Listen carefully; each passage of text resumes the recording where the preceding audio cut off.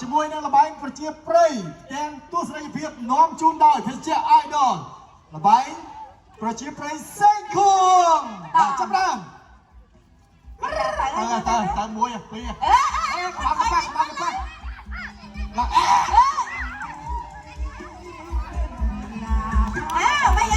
បាទកុំចូល3ណាតែចូល3គេលូនណាគេលូនចាំបានញាក់កុំឲ្យតន់នេះបាទចូល3បាត់អូខេបាទ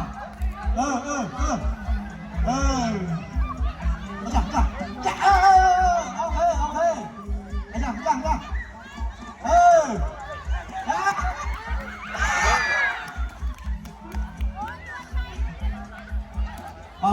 មកបាទស្មើគ្នាឥឡូវអ្នករត់មិញចេញអ្នកចាំទីចេញមកក្រៅតែអ្នករត់មិញចូលក្នុងវាឈ្នះចាញ់មកឈ្នះ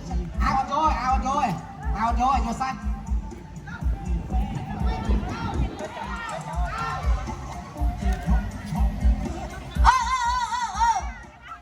កុំចូល3តែចូល3គេលូនបានបាទ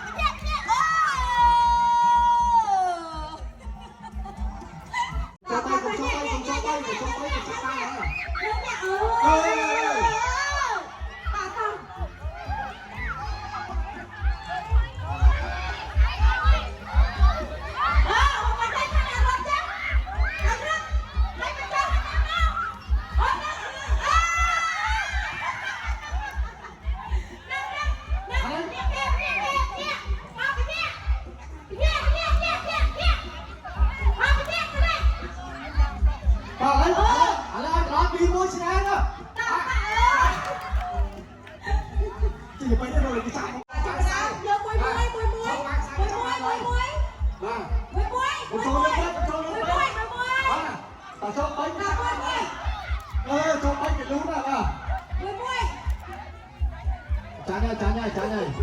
វាថាចូលកន្លោកុំឲ្យថយចូលដល់វិញទេអរគុណដល់ចា Idol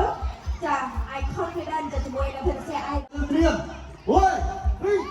3មួយតែសបាក់ខ្លួនបាទខ្លួនបាទអាយ៉ានៅដល់ឯងយើងមើលគេមកមើលតាគេភ្លេចខ្លួនយើងរត់មកមកចូលលឿនពេកចា